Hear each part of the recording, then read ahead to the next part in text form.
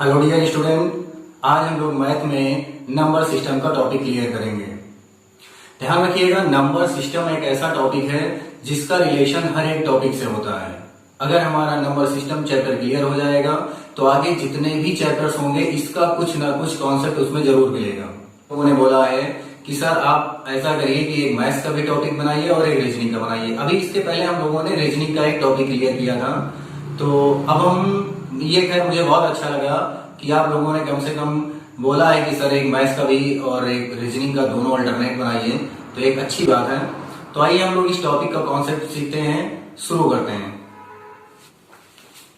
संख्या पद्धति, number system. ध्यान रखिएगा, नंबर सिस्टम मतलब अंकों और संख्याओं पर ही ये पूरा टॉपिक आधारित है और मैथ्स में अंकों और संख्याओं पर ही सारे क्वेश्चंस बनते हैं। समझते हैं इसमें।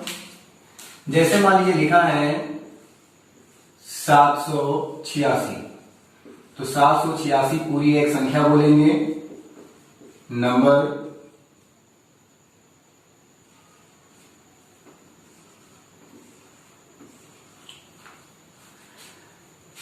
786 7 8 6 ये हमारे हो जाएंगे अंक, डिजिट। तो ध्यान रखिएगा, इसमें हम लोग अलग अलग टॉपिक के क्वेश्चंस करेंगे। तो इसमें सबसे पहले हमारा जो टॉपिक होगा इकाई से रिलेटेड होगा, इकाई अंक ज्ञात करना। समझते हैं इसमें। क्वेश्चन है 17×98 का इकाई अंक होगा, इसका हमें इकाई ज्ञात करना है। तो ध्यान रखिएगा, इसमें 3 से 4 टाइप के क्वेश्चन बनते हैं। एक तो गुणा की संक्रिया में पूछा जाता है, दूसरा जोड़ने में और तीसरा घटाने में। तो आज हम लोग इसमें पूरा टॉपिक क्लियर करना है। 17×98 का इकाई अंक होगा। ध्यान रखिएगा, इकाई में हमेशा संख्या की इकाई से ही मतलब रखना है। जैसे 17 का इकाई 7 और 98 का इकाई 8। गुणा है, दोनों का आपस में गुणा कर देंगे, 7×8 56। तो इसका इकाई हो जाएगा, इकाई होगा 6। नेक्स्ट क्वेश्चन समझते हैं। 289×386×747 का इकाई होगा। संख्या की इकाई से मतलब रखना है। 289 का इकाई 9, 386 का इकाई 6, 747 का इकाई 7। गुणा कर लेंगे, 9×6 54, 4×7 28।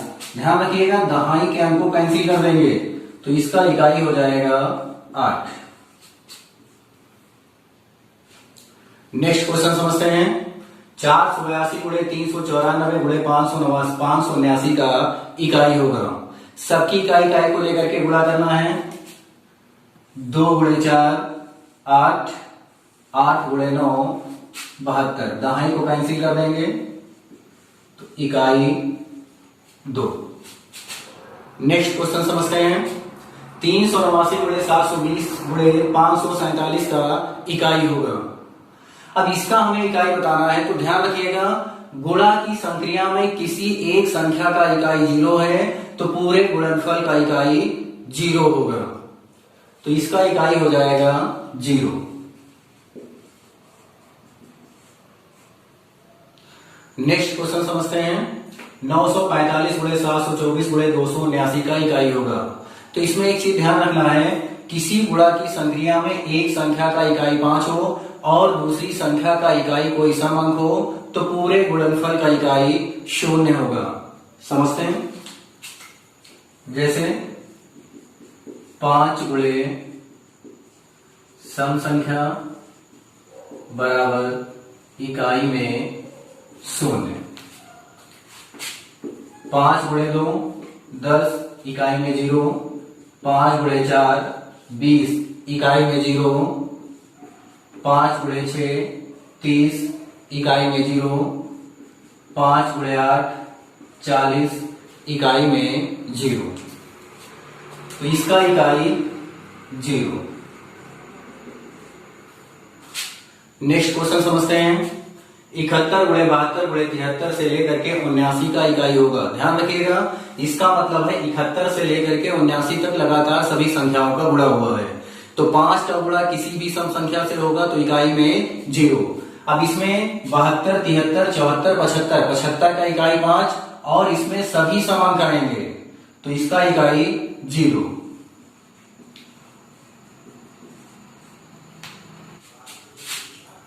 आगे समझते हैं इसमें घातांक के इकाई का अंक ज्ञात करना। तो घातांक का मतलब क्या होगा, जैसे लिखा है a की घात b, तो ये पूरा हो जाएगा घातांक इंडिसेस b घात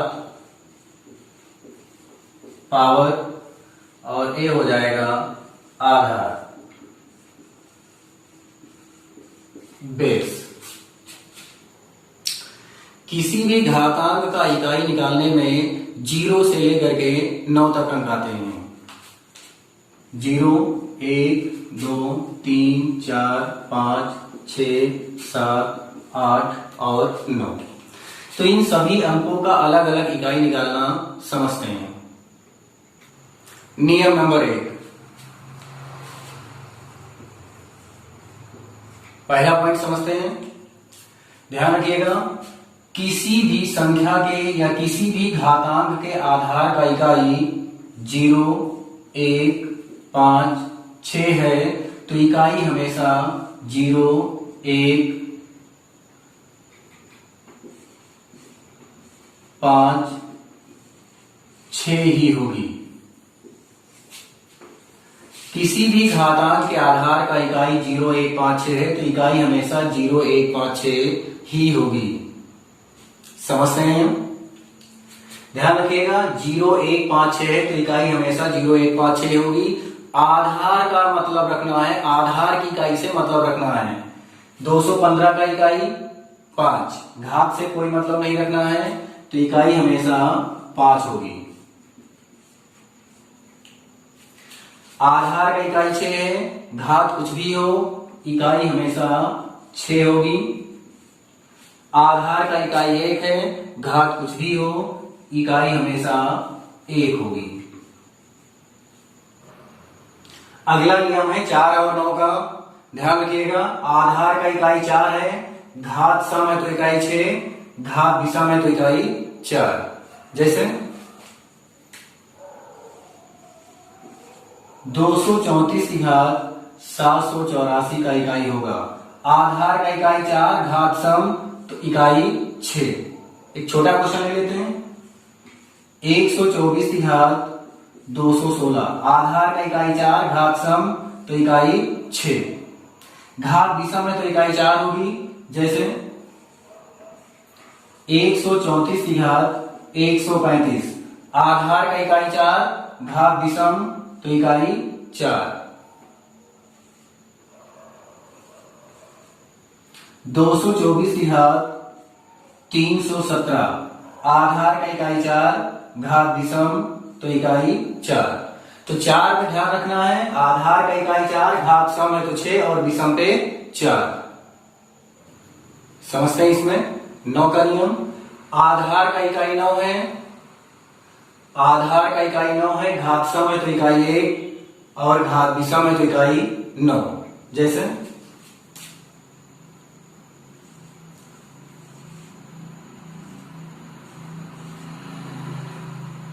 129 की घात 214, 129 की घात 214 का इकाई 1, आधार का इकाई 9, घात सम तो इकाई 1।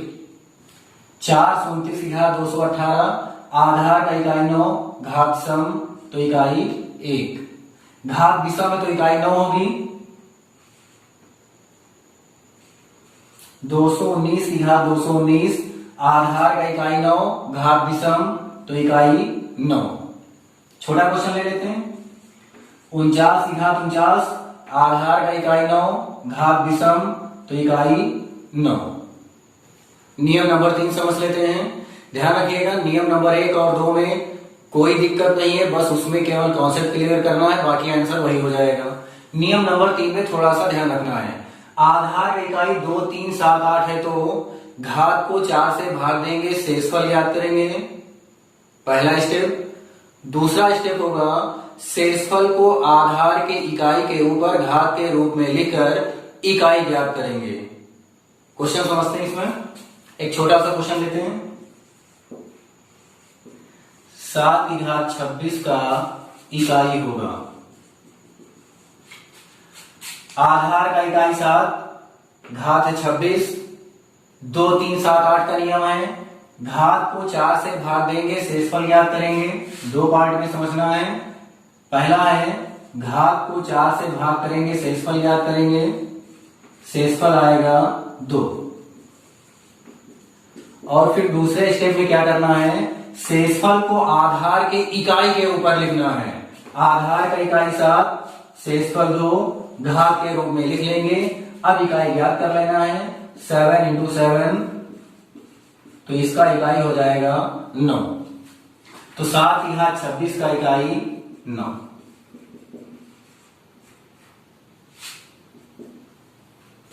अगला क्वेश्चन समझते हैं। 218 की घात 179 का इकाई होगा। घात को 4 से भाग करेंगे, शेषफल याद करेंगे। तो शेषफल इसमें आएगा, शेषफल इसका हो जाएगा 3। शेषफल 3, आधार का इकाई 8 है, शेषफल को घात के रूप में लिख लेंगे।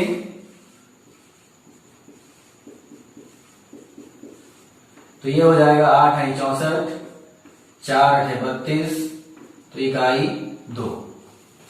तो 218 की घात 179 का इकाई 2। एक चीज इसमें और समझ लेते हैं। घात को 4 से भाग देने पर शेषफल 0 प्राप्त होगा, तो 4 को ही घात के रूप में माना जाएगा। अब घात को 4 से भाग करने पर शेषफल 0 भी हो सकता है, समझ लेते हैं।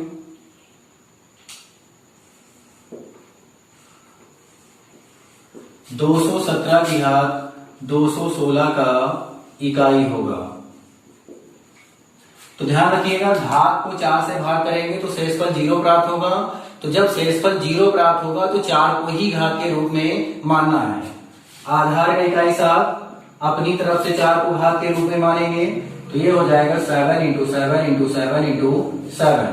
7 सता 49, 9 सते 63, 3 सते 21, तो इसका इकाई हो जाएगा 1। इकाई 1। चलिए अब इसमें जोड़ और घटाने वाला इकाई अंक समझ लेते हैं। 798 प्लस 214 प्लस 317 का इकाई होगा। तो ध्यान रखिएगा, इकाई में इकाई से ही मतलब रखना है। अब जोड़ने में इकाई बताना है, सबकी इकाई को लेकर के जोड़ लेना है। 798 का इकाई 8, 214 का इकाई 4, 317 का इकाई 7, सबकी इकाई को जोड़ लेंगे। 8 4 12, 12 7 19, तो इसका इकाई हो जाएगा 9। घातांक पे क्वेश्चन समझ लेते हैं। 295 की घात 193, 784 की घात 426, 329 की घात 217 का इकाई होगा। अब इसमें सबकी इकाई हमें निकाल लेना है। ये हमारा कॉन्सेप्ट वही रहेगा जो हमने अभी नियम सीखा है। आधार का इकाई 5 है तो इकाई 5 होगी। आधार का इकाई 4 है, घात सम है तो इकाई 6। आधार का इकाई 9 है, घात विषम है तो इकाई 9। सबकी इकाई को जोड़ लेंगे। 6 5 11, 11 9 20, तो इकाई हो जाएगा 0। अगला क्वेश्चन समझते हैं। घटाने पर इकाई समझते हैं, कैसे बताना है। 38 माइनस 13 का इकाई होगा। तो ध्यान रखिएगा, घटाने में एक चीज ध्यान रखना है, बड़ी संख्या की इकाई से छोटी संख्या की इकाई को घटाना है। 38 का इकाई 8, 13 का इकाई 3, 8 से 3 घटाएंगे। ध्यान रखिएगा, 3 से 8 नहीं घटाएंगे, 8 से 3 घटाएंगे। बड़ी संख्या की इकाई से छोटी संख्या की इकाई को घटाना है। 8 माइनस 3 5। जैसे मान लीजिए यही लिखा है 13 माइनस 38 का इकाई होगा।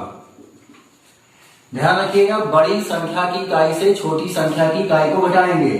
13 का इकाई 3, 38 का इकाई 8, 3 से 8 नहीं घटाएंगे, 8 से 3 घटाएंगे, 8 माइनस 3 5। नेक्स्ट क्वेश्चन समझते हैं। 231 माइनस 198 का इकाई होगा। बड़ी संख्या की इकाई से छोटी संख्या की इकाई को घटाना है। 231 का इकाई 1, 198 का इकाई 8। बड़ी संख्या की इकाई से छोटी संख्या की इकाई को घटाना है, नहीं घटेगा तो अपनी तरफ से 1 मान लेना है। तो इसमें हो जाएगा 1 माइनस 8, नहीं माइनस होगा, 1 अपनी तरफ से लिखेंगे, 11 माइनस 8 3।